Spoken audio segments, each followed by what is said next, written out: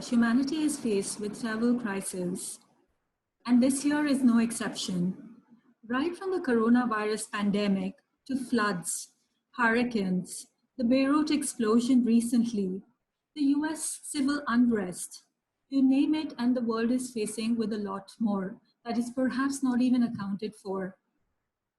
Why is it that there are some people who respond with great courage and resilience to these crisis situations, whereas there are some who really fall apart? These are some of the questions that we're going to explore today during the Global Resilient Citizens series. And today we have with us a very special guest. This is someone whom I have worked with before and have loved being a part of her team. Welcome to our interview, Lina Ashar. Thank you so much. I'm delighted to be here. Same here, same here. Lina is someone who really needs no introduction. However, for the benefit of our audiences, I'm going to briefly introduce her for you to know about her and her contributions. Lina Ashar is a teacher at heart and started her career as one in Australia. Today, she is one of the most renowned educators and edupreneurs in India. She is the founder of Kangaroo Kids Education that runs Kangaroo Kids preschools and Billabong High International Schools across India, Dubai, Maldives, and Qatar. The journey of developing child-centric schools has been an outstanding one. She is also the co-founder of Corroboree, an initiative to maximize human potential of children. And I can already see the huge impact you have created in the education sector in India. Thank you, darling. Thank you. All right, so let's get on to the topic for today. First of all, I'd like to ask you, being a parent, being an edupreneur, being someone who has been with the world, interacted with people from different cultures, what, according to you as an individual, is resilience and courage? What does it mean to you? So there's slightly different meanings as far as I'm concerned. Resilience is the ability to bounce back. So resilience is, if we're in the middle of, not where you are, but in Goa and Bombay, I know that there's been massive floods and trees just kind of, moving all over the place. Resilience is the ability to bend with the storm, but bounce back. Wow. And even if you haven't bent through the storm and you've fallen through the storm, you've still got the ability to somehow get up. Now, this can be physically, emotionally, financially, mentally. So, we all have different types of challenges we face, and basically resilience is the ability to kind of bounce back. Courage is just the ability to kind of to show up, when you're scared, when you're insecure. It's despite all of that, having the ability to sort of show up. So as somebody famously said, courage is not the absence of fear. It's basically just the ability to show up even though you may have fear in your midst, or in your presence, or in your mind, basically. So yeah, roughly speaking, these are how I see resilience. All right. Do you think that courage and resilience is something that comes naturally to human beings, or it's something that can be engendered? So there's a couple of things. One is, yes, we've all been born with genetic DNA, right? And I'm sure part of the genetic DNA is how we come into being as children. But there's another factor that's very, very interesting, which is the ability to change. So two different things. One is, while we have genetic DNA encodes, the environment turns them on or off, right? So basis our interaction with the environment, we turn certain genes on or off. So to give you a simple example, we're all born with cancerous cells. We've all got cancer within us. Yeah, but it's the environment. And when I say the environment, I'm not just talking about the physical environment. I'm talking about our emotional environment and our own mental environment, right? Because based on our mental environment, we perceive things to be, we kind of perceive things to be a certain way basis the thoughts that we have about them. So we all see things in different ways basis the thoughts we have about them. So that's part of the environment that will turn your genetic codes for cancer on or off. Right? So two kids who go through certain painful experiences growing up. One may show up with cancer and one may not, based on some of the other experiences that they have. Right? So one is what we're put them in a cage and they'll shock them, right? They'll shock them to a bell. Now, each time they ring a bell and shock, that coincides. So not in that offspring, not the next offspring, but by the time the fourth generation comes along, you don't need to shock them. You just have to ring the bell and their bodies get an automatic shock. Like a form of So conditioning. yes, but it's not the form of conditioning that the first rat has lived through. It's the fourth generation. The fourth generation rat has never been conditioned. The fourth generation rat has never experienced the shock and the bell. But ring the bell and the body will go into shock. So yes, some of our genetic code we pass on, including how we get conditioned to see things, and the rest is basis, how resilient we are, how we've kind of been conditioned to think about things, which is a large reason why I've gone away from the IQ world and gone into the EQ world, because somewhere along the way I've realized that to maximize human potential, within a brick and mortar school, within the conventional system that we've got, I can take the IQ and build certain components of EQ on, but that's still not enough. I have to focus on the EQ. The IQ is actually just not really, not that relevant. Past a basis form of IQ, everything else about whether you succeed or you don't succeed is actually based on your EQ. So why would I not, if my goal is to ignite human greatness, if my goal is to maximize human potential, why would I not focus on the EQ rather than the IQ?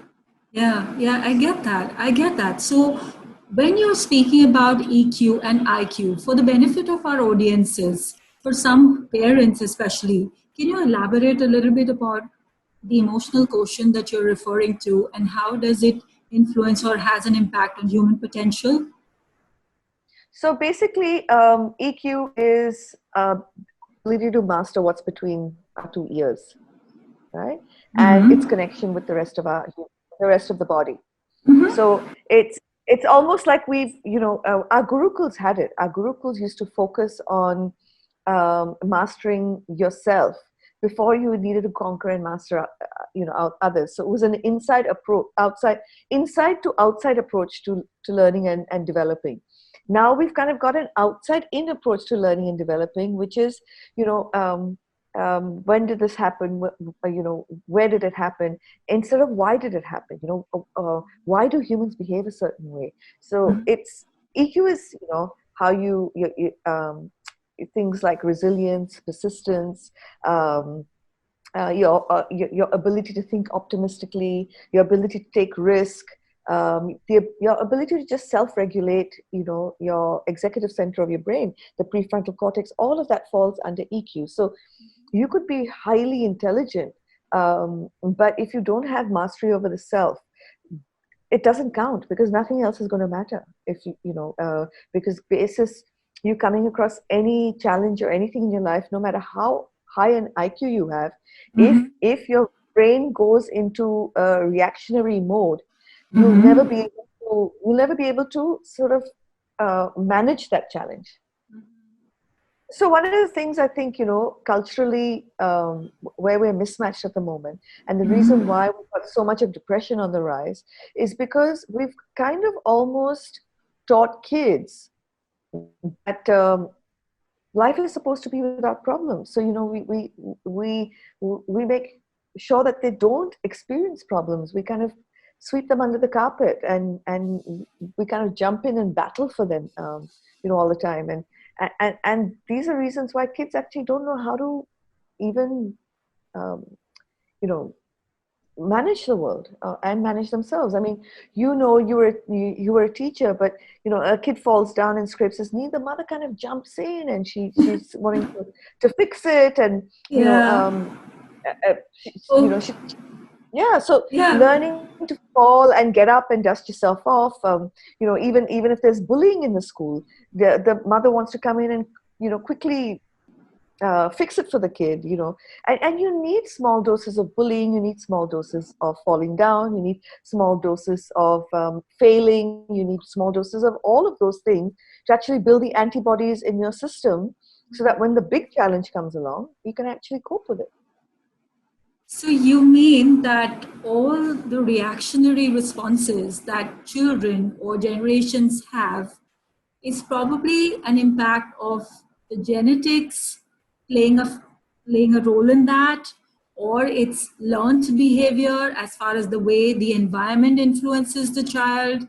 It's Yeah. multiple things. Firstly, we Mhm. have to understand from an evolutionary point of view who we are, right? So we're an animal like every other animal. And from an evolutionary point of view, there were two things that we used to do that we continue to do, our brains are conditioned to do. So imagine all those years of evolution. If I told you it just took um, four generations of mice to start getting auto conditioned and auto responsive and auto reactionary, imagine how many generations of man we've gone through, right? How many Yes. ancestry things we've gone through. So if we go back to the origins of man, there are a couple of things that we needed, which we don't need anymore, but we're conditioned to react in the way. The first is that we are conditioned to look for for things that are bad rather than things that are good. So Mhm. uh, we're conditioned to look for the snake and the tiger over the Huh? fruit. Really? Yes. Wow, that's fascinating. So so from an evolutionary perspective, if we were you know, in the savannas or in the jungle or wherever we were, right? We weren't protected by a home. We didn't have Yes. food coming to our table. Yeah. Yes. So from that point of view, it was necessary that we look out for the snake rather than look for the luscious piece of fruit. So what research will tell you is that you need 10 times as much good in your brain to the one bad for you to have a baseline quotient of being happy and being able to manage all these other things that happen. So, Oh my. so any yeah. So if you, I'll just give you a simple example. If you've gone off on a holiday, right, and you've had, you know, great scenery and you've had great experiences, you've had great friendship, you've had great everything, and towards the end of the holiday or in between the holiday, you lose your phone. The thing that'll stick out and the thing that you remember more than all the other experiences are that the one bad one that you lost your phone. My. So then what does So one so do? so you have what is called a default setting for happiness, and we could be born with different default settings, right? But we can Mhm. increase the default setting. So a default setting for happiness is, say, for instance, by just naturally, your baseline is here, right? And my baseline is here. So I've got a lower baseline for happiness than you have. Yeah. All right. For me, Okay. for me to bring my happiness level up to where you are. So that means I need more pleasant experiences to feel happy than you do.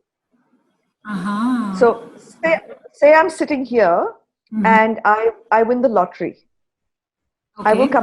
I'll come up to your level of happiness, but Uh-huh.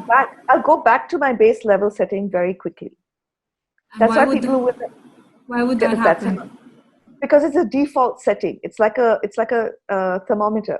Like if our body will get back to that base level setting. That's just neuroscience. That's how our brains work. So if and say for instance you're here and you have a death of a loved one, or you have something that happens that is traumatic in your life, you will come down here, but you will go back up here, That's the default right? setting. So what we want to teach kids, back to your default setting. So then you're just generally a happier person than I am. Now, what you can do is you gradually can increase the thermostat of the default setting to be happier and happier and happier, which is, so I interviewed the author of a book called Neurodharma and Hardwired for Happiness, Dr. Rick Hansen. And he basically, what he'll teach you to do is, he says, when you have a good experience, you marinate in it. So you start learning You Okay. start learning to hold on to the, because every time you have a good experience or a bad experience, you're releasing chemicals in the brain, right? So you're either releasing serotonin and dopamine, or you're releasing cortisol. So every Yes. time you have a good experience, they marinate it longer. So say if you and I hug, I'm going to release oxytocin. But for me to Yes. really feel it, I need to hug you for 20 seconds or longer. That would have been amazing if we were not separated by technology. Yeah. Yes, Lina, please Well, go ahead. we can still do it. I mean, Yeah. Yeah. even if we do it like this, Uh-huh. we'll actually feel it, right? Uh, we've got a connection already, and therefore we'd already feel it. Now, say for instance, I'm sitting in my Goa home, Uh-huh. and I've got this stunning view. I have to look when I look out. I have to let it marinate longer than I normally would, right? So we have to stay in that moment of happiness longer, and we have to allow ourselves to feel it. So that's why gratitude increases your base level of happiness. Wow. Gratitude increases your base level of happiness, because the minute you feel grateful, you increase the good chemicals, and so the more you release the good chemicals, the happier you set you gradually can increase this baseline setting for happiness. Awesome. Awesome. So one practice is gratitude. What are some of the other practices? So I'm just going to go to the second bit. I said there's two Yes. things that we're Yes. wired for. One Yes. one is we're wired for fear or bad things, right? Which is why the whole of the marketing industry knows it, and the whole media industry knows it. Which is why today we actually also have less resilience, because parents watch the news 24/7 all the time, and they're marinating themselves in bad experiences, right? They're Oh marinating my themselves in God. fear. And so Yes. the more they feel fearful, the more they start protecting their kids. Don't talk to strangers. You can't get on a school bus. You can't go on public transport. You can't walk to Good school. touch, bad touch. Yeah. So we're Yeah. constantly doing that, right? And Yes. and so we're constantly overprotecting our kids. So we're not allowing them to be resilient. So that was the first one, right? So the tendency to be wired for fear and bad over the good. So it's called a negativity bias. Negativity bias. Yeah. And the second piece is that we're wired for scarcity rather than abundance. Oh my. So, yeah. So the other thing is that if you had to look out for things that were scarce, right? So if water was scarce in your area, you had to be wired to look for it, right? If fruit was scarce in your area, you were wired to look out for that. So whatever is Yes. scarce, we're wired to look out for, which is why, I'll give you a real example. I'm in this shop, and I'm buying a wedding an outfit for my sister-in-law who has to go for a wedding, and there's this girl who's trying on 4 or 5 outfits, right? And I've got Uh-huh. my eye set on one. Okay. I've got my eye set on that one, and I wait for her to finish trying out all the outfits. And then she's picked the one she wants. She's moving towards the cashier, and I pick up the one that I want because she hasn't selected the one. The minute I reach there, she suddenly says, "No, I want that one." Yeah, that does happen.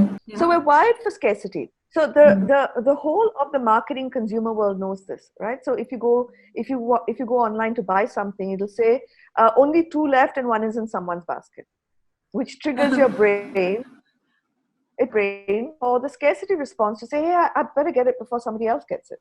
Yeah, and before So it these are the all gets over.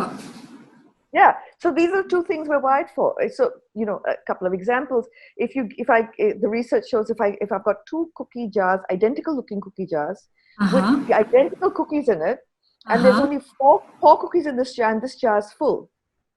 You Uh-huh. ask anyone which jar would you take the cookie from, they will say this one. But you actually just leave the two cookie jars there, and everyone will take it from the one that's got less cookies in it. Their brains are wired to think that if it's scarce, it must be more desirable. Oh my God. Really? Yes, That's which is that's how relationships work as well, right? If you fall in uh-huh. love, and the person's there for you all the time, right? At your beck and call, you're not going to value that person so much as if that person is a little hard to get. Uh-huh. Uh-huh. So how does one work with this sort of wiring? So How first does, of all is to be aware of it. mm, The minute you bring it into awareness, then the next step is to be mindful. So when something happens, if you can pause between the thought and the reaction, there's that little piece of space. If you can think in that moment why you're reacting that way, mhm. you will then respond rather than react. True, true. Right? So Yeah. just the awareness of this, some of these things are not brought into day-to-day awareness, which is why I'm saying, hey, I could be teaching kids to ace the exam, but is that really a value, or is this more of more value? Because life's going to test this. Life's not going to Yes. test where did the battle of such and such take place and on what day. Life is going to Yes. test, can you, are you aware of this stuff? Yes. That can impact the rest of your life. And then can you, after being aware of it, can you be mindful of it? And then rather than reacting, can you respond? Because you've got that little bit of space which tells you, hey, which part of my brain is you know, is ticking. So, training or developing this ability to be able to take a moment, take that pause, and see how it's affecting you, and then choosing to respond to that. How is it that we can engender this in our children from a young age? We can teach them from a very young age. So kids, you can teach kids about their brains, and Mhm. that you have the amygdala, which is always looking for to be scared, and it's always looking for scarcity. But that now that you know that it's there, be mindful of it. Just the fact that the fact that we're aware that before our menstrual cycle we may go through emotional upheavals, just Upheavals. bring just that awareness. And then when it's just about time for our cycle to start and something happens, you think about, Uh is this really me oh. that's changing? Yes. Is this me, or is this my chemicals? Yes, absolutely. Absolutely. I get that. All right. So, Lena, I'd like to ask you something very personal in this context. Yeah. Have you been faced with some sort of massive crisis or challenges? And you obviously, at that point in time, had a moment of choice yourself.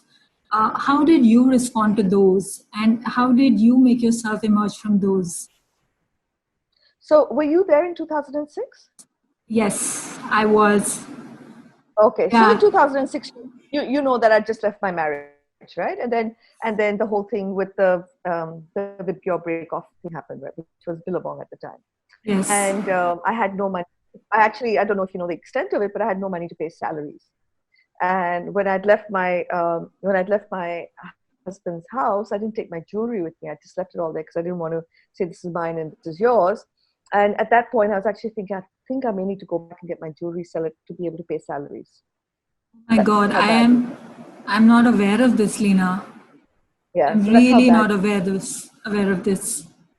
That's how bad we were. Like I didn't know. And then you probably remember or don't remember that every day my name was in the paper in a way that was bad, Yes. And I didn't want to get out of bed in the morning. I just wanted to be under the covers and just die. That's how bad it was. So then firstly, um, because of my childhood, I can thank myself for being resilient, right? Because one is I watched my father model resilience, my mom model resilience, because we grew up poor and they had to start their lives over from scratch 3 times. And then I'd hear the stories of how they found the courage. And my dad would tell me stories of how he landed in England to study with only £2 in his pocket. And he went from door to door looking for a job, and he didn't have money to eat that night when a woman gave him a job, right? So you hear these God. stories, right? So you hear Uh-huh. stories of courage, you hear these stories of somebody taking risk, you hear these stories of them turning out okay, and then those are the stories your brain is marinating in, right? Yes. The second thing is I went through a lot of leg surgeries and stuff like that growing up, so I went through a lot of physical pain, and physical pain also builds resilience. It doesn't just build Really. physical resilience, it builds emotional resilience as well, right? And people have a As very long different outlook towards pain. Yes, well, Or But as long as it's not there for an extended period of time. So if I was in constant pain, like if I still had that pain that I had at 9 years of age through the surgery, if I had to have it for a very long period of time, then at some point you will have a breakdown, because there is a, just like you've got a Threshold. threshold for happiness, you've got a threshold for resilience as well, right? And then some people have built that threshold to be higher, and some people haven't allowed it to be higher, and so it's lower. So that, you know, and then going through things that were challenging, you don't think of them as challenging when you're a kid, right? So Australia was bitterly cold, and and I'd come from India, so you know, coping with that, walking to school for 1.5 hours and walking back for 1.5 hours, you know, all those things, having to do chores in the house. So I write about, because I understand all this, I actually write about why your kids should do chores. You know, why it helps them to feel more capable, and feeling capable starts building resilience. So being self-reliant, being self-capable, being able to do things for yourself, not having somebody watching over your homework, not having somebody do all of that, all those things build, you know, your inner compass to be strong internally and to take charge and control of your own life. So that happened. So the first is you actually feel the pain, and I felt a lot of pain. I mean, I must have gone through so much of, but then you have a certain amount of faith, because you've got this optimistic mindset that the universe works for you and not against you, and so this is happening to you for a reason. And if you recall, in those days, we used to only franchise. Yes, yes, I Right? do remember. And you know, my then investor had come to me, Kedar, and said, you know, I want to pump a lot of money in, we'll build our own schools. And I said, no, I don't want to build a school. Because I didn't have actually a financial mind. I had a Yes. mind that wanted to spread what we were doing. Now, when this happened, I had to build my own school. So I either had to lose credibility and face, which is very important to me, or I had to build. So that's how we built the Malad School. When I sold the company, so see how things happen for you. When I sold the company 3 years ago, the majority of the sale money happened because we had our own schools. Right? Wow. Now there's points to get to that state, right? So first Yes. you feel the pain. That's step one. Whatever it is, you've lost somebody, you know, you've lost financially, uh, you've you've had something physically happen to you, you feel the pain, you allow it, but you don't allow that to marinate, because if you allow that to marinate, you're gone. You feel it, then you actually shut off your amygdala, because that's when your amygdala goes in overdrive. That's the fear Okay. center of your brain, right? So you bring that under control, because till you bring that under control, you can't be scared and grow at the same time. So you can't be chased by a tiger and be thinking about how you'll self-develop, Yes. Yes, absolutely you right? can't. Yes. So that's why Maslow's hierarchy of needs says if you don't have the base security, you can't self-actualize. So you can't grow, you know, unless you've got some bases in place. Yes. So so I went to the worst possible situation. What's the worst possible situation? I own the Pali Hill School. I will go and just run that Pali Hill School, and I'll still have bread and butter and a roof over my head. Right? I even thought that I may need to convert one of the rooms in the Pali Hill School to live in. Oh my, I never knew this, Lina. So there you go. But the Yeah. minute you do, the minute you get the worst out of the way, and that the worst possible situation means you still survive, you shut off your amygdala. And then you allow the executive center, the prefrontal cortex, to start working. And only when that starts working can you start thinking of solutions. Yes. Yes. So some people have a very different way of looking at situations like that. There's some people who get into the dialogue or the conversation that if I don't face the situation, I'm being in a state of denial. All right. Yeah. And there are some who really feel that bearing pain is a sign of resilience. All right. Yes, Being but strong. if you bear Yeah. pain for too long, no. So there's two things. You're not talking about. Different You're things. saying two different things, because if you're Yes. what you're trying to say is if I've lost someone, right, you want me to be strong. You don't want me to, you want me to man up. But the biggest problem is if we don't feel the feelings. When we don't feel the feelings, they sit in our body somewhere, right? So I know where I carry stress. I carry stress right here. Oh, okay. When my nerve is pinched here, I know I'm carrying stress. So you can't sweep you can't sweep your feelings under the carpet. Yes. Yes. You can't bury your feelings and not have them affect you physically and emotionally, right? You can try and cover them up, but then they'll come through as cancer or something else. It manifests in some other form physiologically, perhaps. Yes, So how exactly. do, so how does one go through that phase where you're experiencing your emotions and you're dealing with your emotions, not in a state of denial, and you need to take that step forward optimistically into the future? How does one deal with that phase? So first thing I said is you feel it. You feel it and you get past it.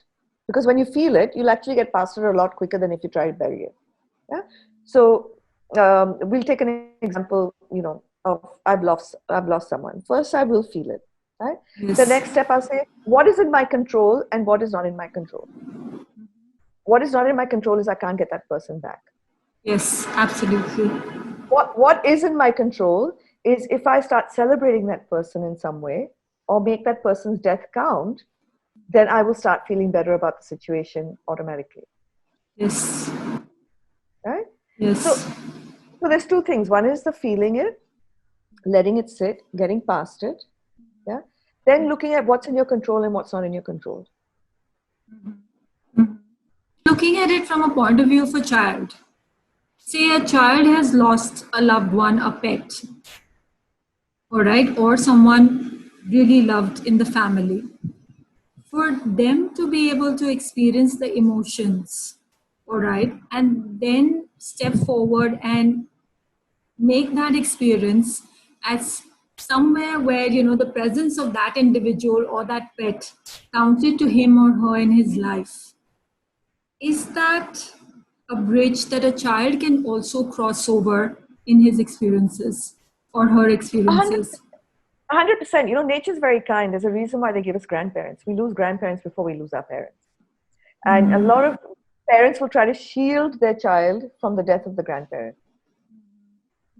But you actually need to let them experience it because it's those little, it's the less stressful death that will give you the antibodies for when the more painful death comes along. Right? So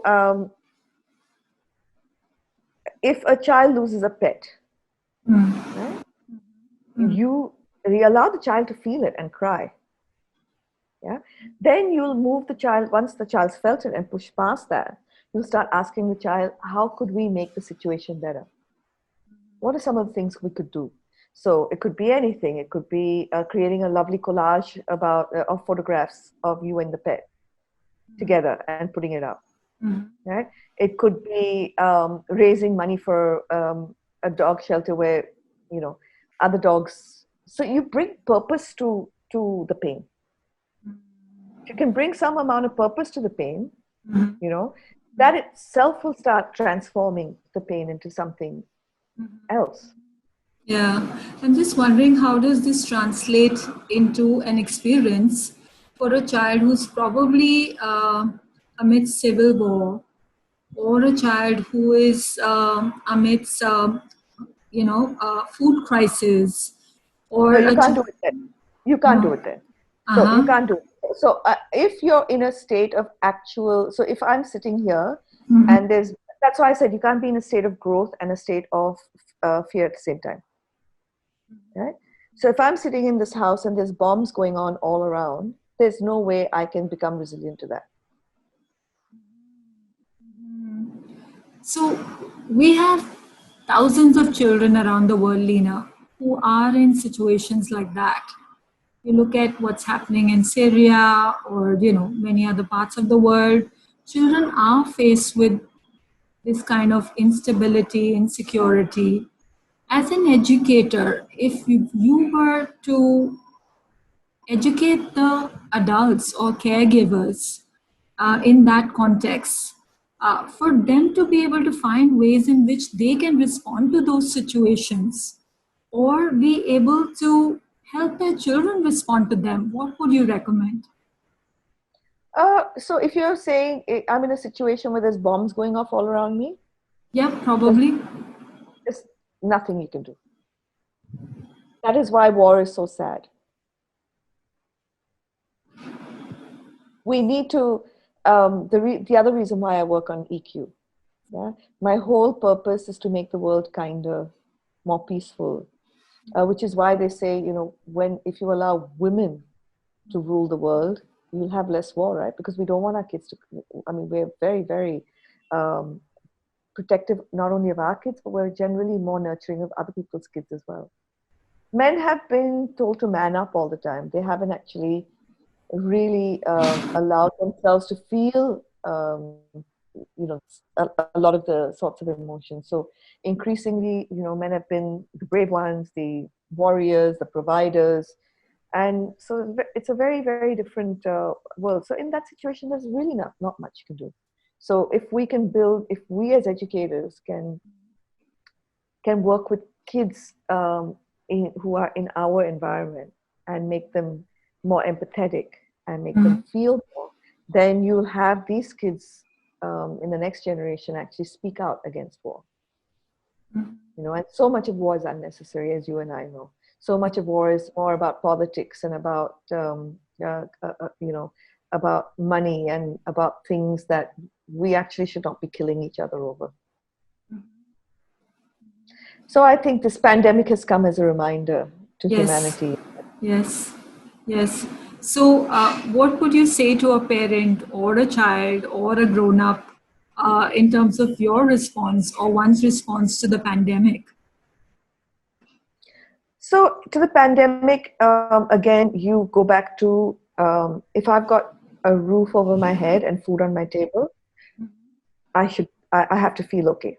And there's no use fearing about the future. You just have to think day to day. So obviously, we're all going to get a little bit more thrifty. We're all going to be looking to save money and conserve because we actually don't know how long it's going to go on for.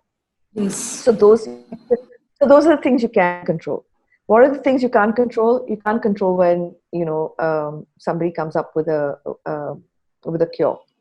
You can't control how long it's going to happen. You can't control the virus, right? So you yes, focus on the if you keep your mind focused on the bits you can control and you do control, you're always already going to feel a lot better.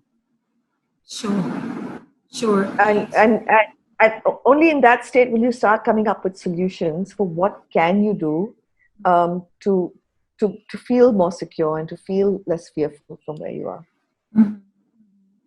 Based on everything that you've shared, your personal childhood experiences of seeing your family, your father being strong and resilient, you speaking about, one's response to current pandemic or any situation in one's life, um, one gets the impression that one can learn to respond to life situations, all right, based on the environmental influences that one has. What is it that Yeah. parents, grown ups, adults can do to provide an environment where one can engender resilience and strengthen courage? So start looking at things like the stories you're telling kids. Today, I think we're at a peak time where everyone understands the importance of EQ. So many authors have actually started writing storybooks based around handling your worries, your emotional state, your mindset. So read those kinds of stories to your kids. Um, get kids to understand that from a very young age that life is about gain and loss, pleasure and pain. It's the both ends of the spectrum. So you actually don't really appreciate water unless you've known thirst. Yes. Right? So let kids understand give them the language for the emotional states. So if you look at my Instagram or my Facebook, I'm giving you that if your kid, instead of saying, "Are you happy?" There's levels of happiness, right? And there's words that kids don't have. So you articulate those words after they've understood angry, sad, um, um, embarrassed, hurt, whatever, those general statements of emotional states. First, even if it's happy or angry, before even giving them the words, ask them where they are on that scale. Uh-huh. Right? Uh-huh. How big is the happiness? Is the happiness feeling like this or feeling like this? So you have to become aware of your emotions to Yes. then be able to control them. Yes. Then you can start giving them different types of language. So your kid's older brother, your kid, your older kid has broken something of the younger kid, or vice versa, and he says, "I'm angry." So you can ask, "Are you disappointed or are you furious?" Okay. Start giving him the different types of words that that can describe anger. So he'll start getting the vocabulary for expressing exactly where he's at. And then because you can't, awareness comes first, then mindfulness comes, because you don't know what to be mindful of otherwise, right? Yes. Yes. So, there's a step before the awareness stage where I've seen, like, being a teacher, being with kids, when they're upset about something or angry about something, the immediate reaction is that of hitting or getting aggressive for some children. All right. Or, if they're fearful, the reaction is, let me run away or not be around. So, before that stage of awareness or the ability to become aware of what you're experiencing, how do we transition the children from that reaction to the stage of awareness So and take we that pause? because we start giving them the language. Mm-hmm. So if even when kids are too young to speak, so someone snatched his toy and he's angry, so he's either run away or he's hit back. So it's either fight or flee, which what your amygdala does. When your Yes. amygdala feels threatened, it either fights or it runs away, right? So depending on which one he's done, if he's hit, you would hold his hands and say, "It's not all right to hit. Now let's talk about how you're feeling." And when are you, and you give him the language, and you'll say, "I can understand you're feeling such and such and such. Let's like look at dealing with it in a way that's good for both of you." Uh-huh. Uh-huh. So you're talking to both kids, you sympathize. So you always will sympathize with your kids, but you won't fix it for them. So a great way, again, through one of the interviews I was doing, she said the best way to ask kids to get from a state of to a state of attraction is not to ask them why, ask them what questions. So don't say, "Why did you hit him?" Uh-huh. Uh-huh.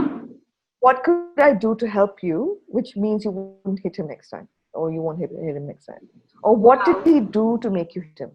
If you say, "Why did you hit him?" there's no answer he has. Yeah. But what did he do to make you hit him? So a kid doesn't want to brush his teeth in the night. What could I do to help you want to brush your teeth? Or Yeah. he doesn't want to do his homework. Instead of saying, "Why didn't you do your homework?" which the kid has no response to, what can Uh-huh. I do to get you to a state of helping you to do your homework? Or what can I support you with? Wow. Wow. So rather than getting on the defensive or retaliating or being adamant, a child is being given an opportunity to let the adult know or share with the adult as to what will facilitate him or her in responding to that situation where things work out for every individual. Yeah. Correct. Wow, that's amazing. That's amazing. That's a very different way of looking at it, Lina. All right. So once that happens, the child is aware, the child engages into an experience of being mindful. You are asking him or her questions about what is it that we can do in order to be able to address this. What are the next steps forward? So as you start giving the vocabulary and you start helping him to deal with his emotional states, Mhm. he'll just naturally learn how to deal with them himself as he or she grows older. So you just don't fix it for your kids. You sympathize. So say, for instance, your kid really wanted to get into the basketball team and didn't make it, didn't get selected. You'll sympathize. You say, I can understand how you're feeling. You must be disappointed. What can we do to improve your skills to give you a better chance of getting on next time. Wow. So you've done two things there. One is you've given him a growth mindset, and you've kind of you've empathized with him, which builds you know the bond. And you're saying, hey, life's in your control. What can you do more of that will get you there next time? Mm-hmm. And as a parent, I'm always telling parents one of the biggest issues our kids face is our overemphasis on their report cards, their awards, their grades, and everything else. Um, that is why kids have they put so much pressure on themselves. All kids want to make their parents happy.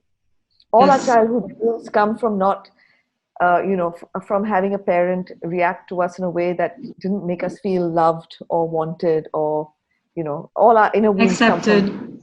yeah, accepted, or unconditionally loved, and all those things. That's where our wounds come from. So all kids want to please their parents. So the more emphasis you put on the outcome, the less of a growth mindset your kids will have, and the less Mm-hmm. resilience they have, because they're they're putting so much of pressure on themselves to meet those outcomes.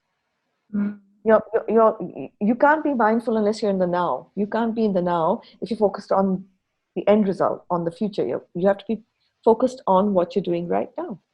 And enjoy it, perhaps. Absolutely enjoy it.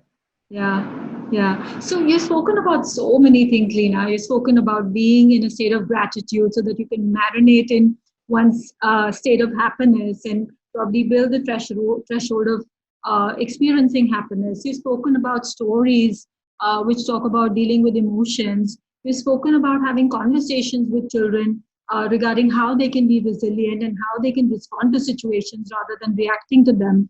What are some of the other strategies or activities or techniques that parents or educators can adopt in order to build resilience and build courage or a state of happy mindset in our children? So one thing they can do is tune in to Moonshot Conversations every Sunday at 5, where I Yeah. actually because we don't have enough time but what I've done is in every Moonshot conversation I've taken one topic. So I've taken resilience as a topic, and then what I've done is I've actually given them a reflection journal with activities they can do uh, to be more resilient as parents, because don't forget, kids watch what we do, they don't watch what we say. And Uh-huh. they do as we do, they don't do as we say. So if we don't Yes. have any resilience, if we don't have courage, if we don't have grit, our, by us telling our kids to have it, it's not going to get them to have it. It's not going to So work. yeah, so it's uncanny, but Moonshot Conversations has ended up as a process whereby you heal yourself Mhm. first, or your inner child first, and through that then you actually empower your child. Wow. So that's for So parents. So in resilience, we've given activities for parents, and then we've given activities for kids as well, right? Uh-huh. So for everything, so for self-awareness, we've given activities for parents and then activities for kids.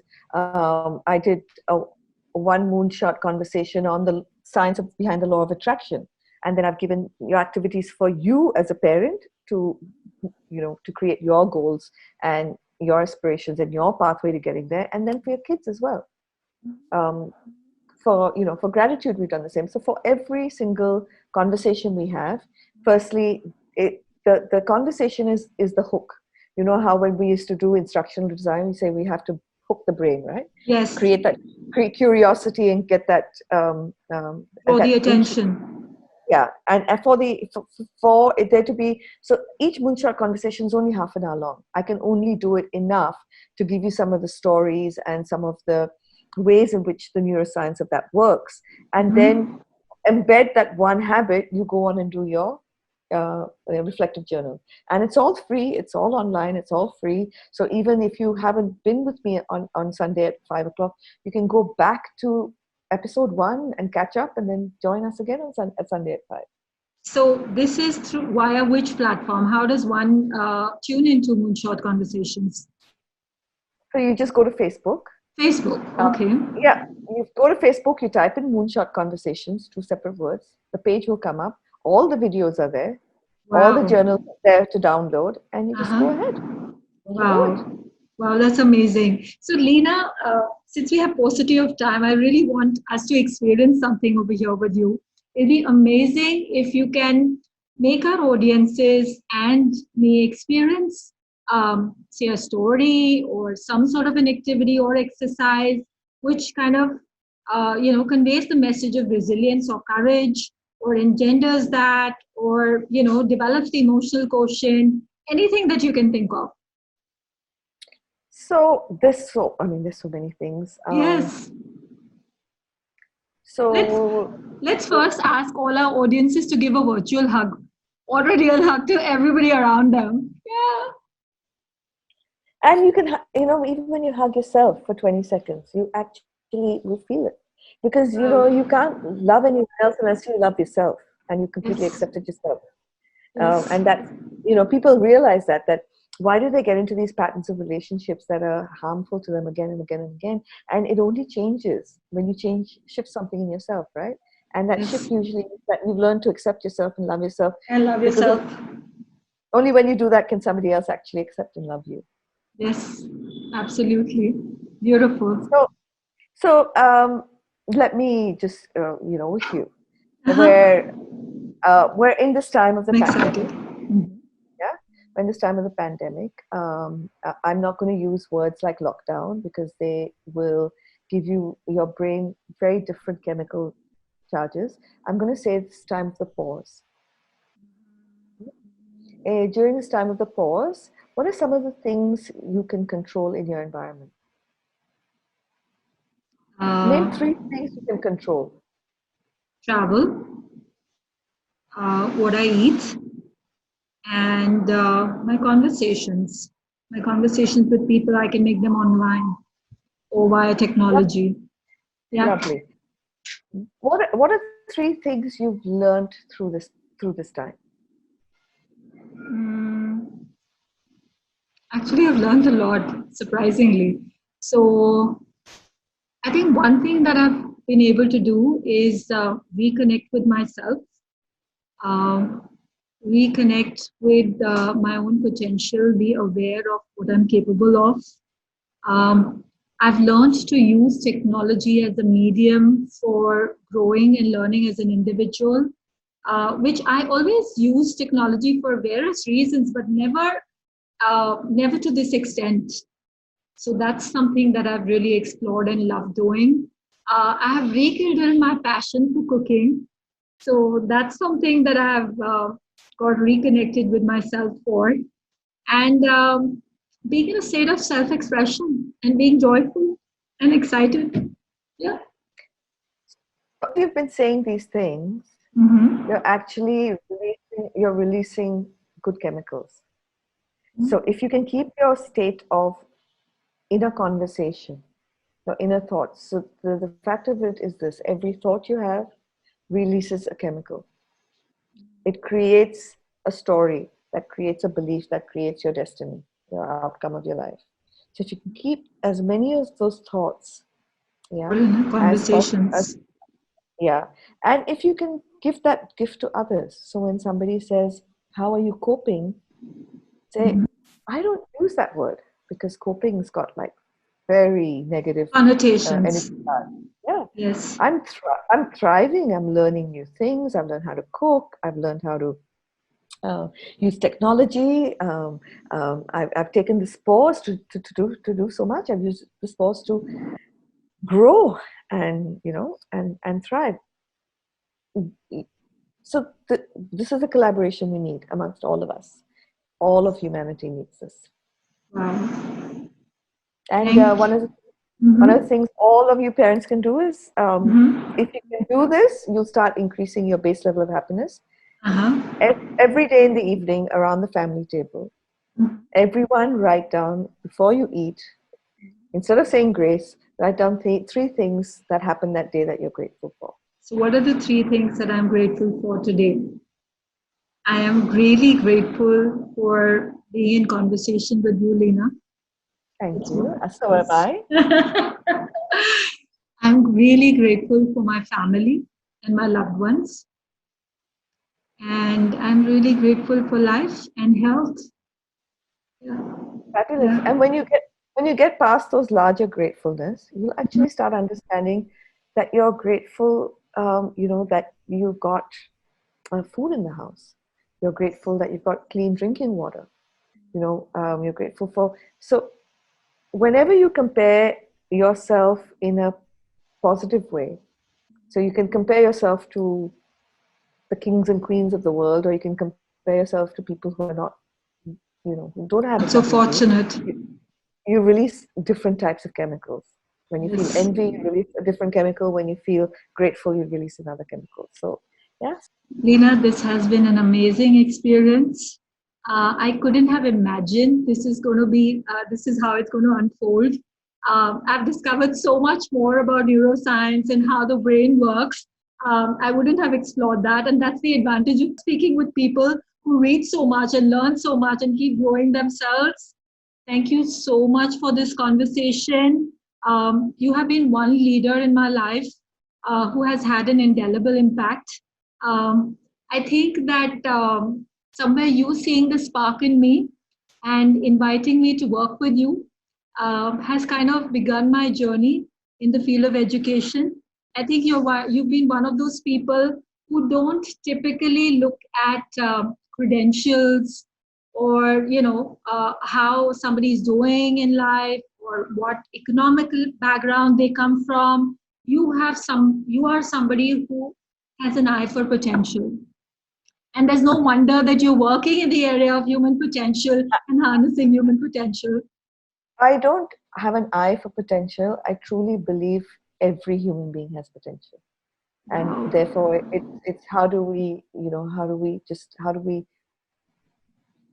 you always had potential. You had the spark within you, right? Sometimes it's just somebody needs to shine a little bit of a light on it, and then you suddenly say, hey, it is there. I am Yes. supremely talented. True. Absolutely. It's about recognizing human potential in each one of us.